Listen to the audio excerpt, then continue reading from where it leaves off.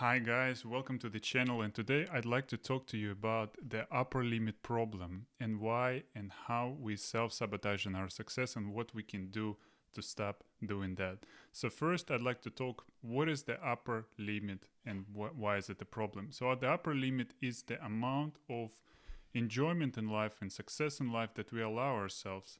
And when we hit that ceiling, we do something to self-sabotage, and the forms of self-sabotage may be different, and we'll talk about those and worry in particular and how we can stop doing that.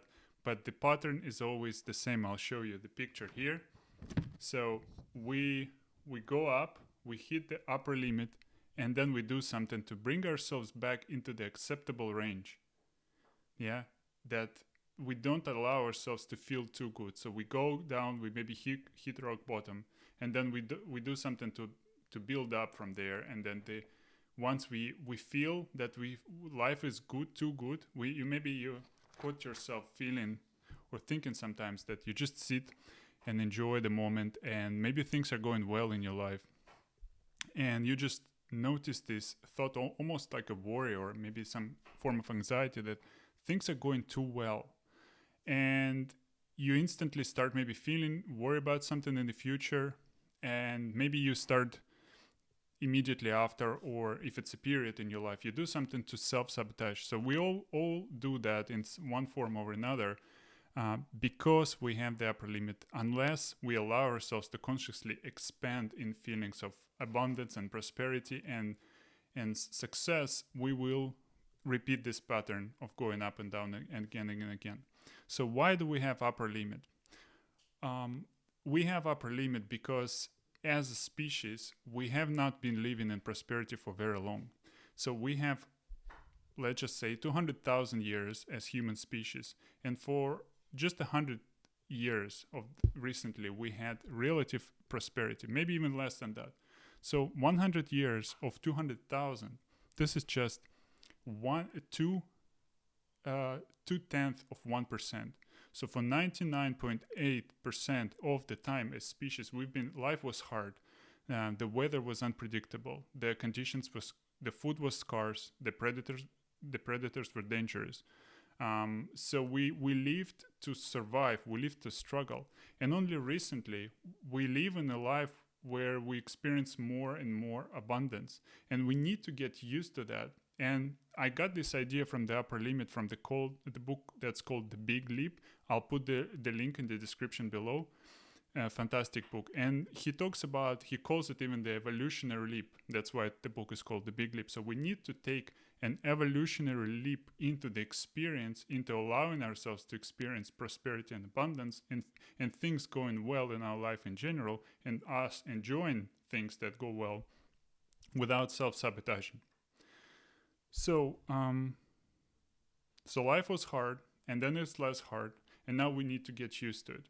So what forms does upper limit take? And let's talk about a specific form that I think is very pervasive and very common, which is worry. So upper limit and self-sabotage can take different forms, such as I said, worry, criticism of ourselves and others, arguments with our close people, arguments with our colleagues, with our employees. So anything that, like I said, brings us down into this familiar range of feeling good. Not too good, a familiar range, average. So it can also take form of addictions, different addictions, drug and alcohol, and behavior addictions as gambling, for example. It can also take form of basically anything we do to distract. Anything we do to self-sabotage is a manifestation of upper limit. So let's talk about worry, because I think we have all experienced moments when we catch ourselves that things are going well, and actually the author talks about one of those examples in the book. That's how he stumbled across the upper limit problem, because he was sitting in his office in the university. He was a professor at the university, and suddenly he had these worrisome thoughts about his daughter, who was in a summer camp. And he called the staff there, and the staff said, "Oh, it's fine. Your daughter's fine. I can see her from the office." And it's actually very common that the parents are worried in the call. And the author started thinking about why is that, what did he even call? There were no signs of anything being wrong with her or that she's in danger. And he realized that things just have been going well in his life. And so he manufactured that worrisome thought to bring himself down. So I think we often do that. We think about some future event, and it doesn't really matter if we can do something about it or even if we can't do anything about it, which also happens, that we think about some future event that we have no control over, but we worry about it and we bring ourselves down. So what can we do with this when it happens? First of all, when a worrisome thought comes, what we need to do first is to disengage from it. We just need to drop that thought. And when I say drop that thought, I don't mean to fight it or to try to stop it from happening. We just drop it. We drop it like a tennis ball. You imagine like you hold a ball in your hand and then you just drop it and it just falls down.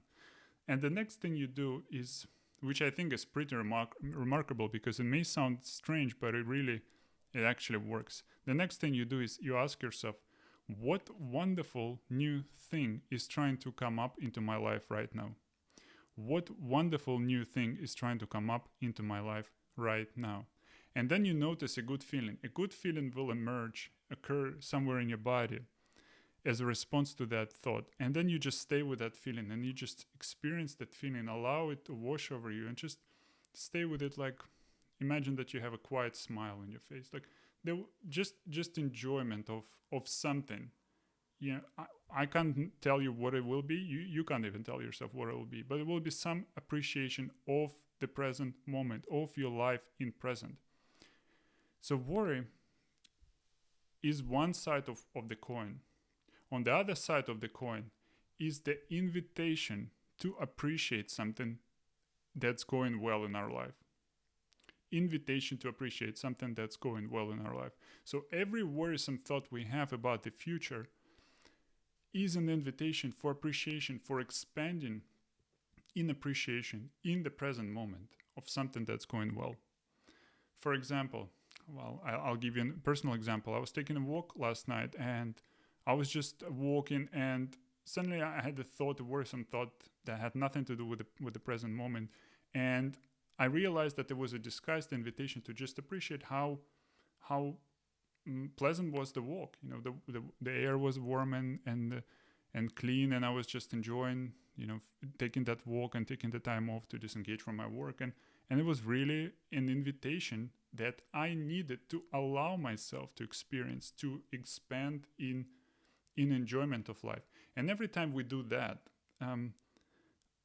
overcoming the upper limit is not a drastic shift. It's not a radical innovation. It's a series of small steps. Like we're building a muscle. We don't build a muscle in one big swoop. We build it in small increments. So here is the same. Every time we allow ourselves to just stay with the pleasant feeling, to just feel gratitude over something that's going well in our life, to feel, to appreciate, to allow ourselves. I'll repeat it again and again. This word is very important, to allow ourselves, because nobody can do this for us. Nobody sabotages ourselves. So it's the self-sabotage. So we need to allow ourselves to just appreciate something. And I want to say that it's not quite the same thing as the gratitude practice, that where you need to write down 10 points that you appreciate in your life. Because for me personally, it wasn't very effective because I felt it was very mechanical. I was doing this, I wasn't really feeling gratitude. I was just like writing 10 points, and sometimes I felt good and sometimes I didn't feel good. Here it's different. There are already things in your life that are going well. And all you need to do is just appreciate them, to notice them. Actually, you don't even have to push yourselves to do that, because an invitation for appreciation in the form of worry or just random things that you enjoy throughout the day will come to you. Maybe the weather is good. Maybe it's sunny today. Maybe you woke up and you feel pretty good. You feel rested. Maybe you ate something that's good. We can feel appreciation for so many things. I could really go for 10 minutes easily here. We have electricity.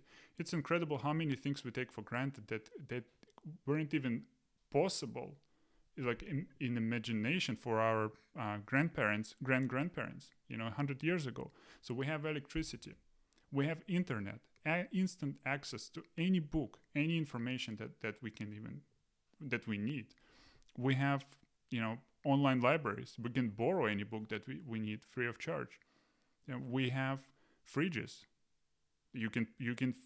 Before, for 99.8% of the time, food was scarce. Now you have a fridge. You have all the food you want in your fridge. We have supermarkets.